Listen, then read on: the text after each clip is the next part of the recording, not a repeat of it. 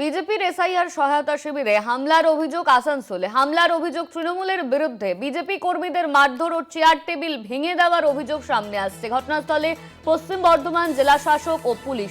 ইতিমধ্যেই ঘটনাস্থলে উপস্থিত হয়েছে পশ্চিম বর্ধমান জেলা শাসক ও পুলিশ। বিজেপির এসআইআর সহায়তা শিবিরে হামলার অভিযোগ।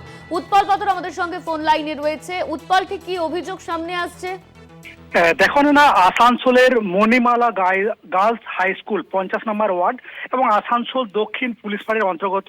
সেখানে এসআই নিয়ে যে শুনানির চলছে, সেখানে এক শিবির করেছেন বিজেপি কর্মীরা। সেই বিজেপির কর্মীদের সেখানে তাদের নাকি মারধর করা হয় এবং চেয়ার টেবিল ভেঙে দেওয়া হয় বলে অভিযোগ করেন তারা। কিন্তু এই অভিযোগ অস্বীকার করেন আসানসোলের ডেপুটি মেয়র তথা তৃণমূল নেতা অভিজিৎ ঘটক। এবং ঘটনাস্থলে খবর পেয়ে আসানসোল পশ্চিম বর্ধমান জেলা শাসক এস পূর্ণমবলম পৌঁছেছে, সেরকম পুলিশ ফাঁড়ি বিশাল পুলিশ বাহিনীও পৌঁছেছে। কিন্তু ঘটনাস্থল এখন থমথমে রয়েছে, যেহেতু কিন্তু জেলা শাসক এস পূর্ণমবলম জানিয়েছেন যে এই যে সহায়তা শিবির, সেখানে কোনো রাজনৈতিক কর্মীরা সহায়তা শিবির করতে পারে না।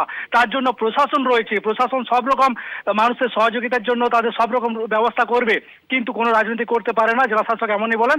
এবং পুলিশ ঘটনাস্থল পৌঁছেছে এবং পরিস্থিতি এখনো পর্যন্ত নিয়ন্ত্রণে রয়েছে।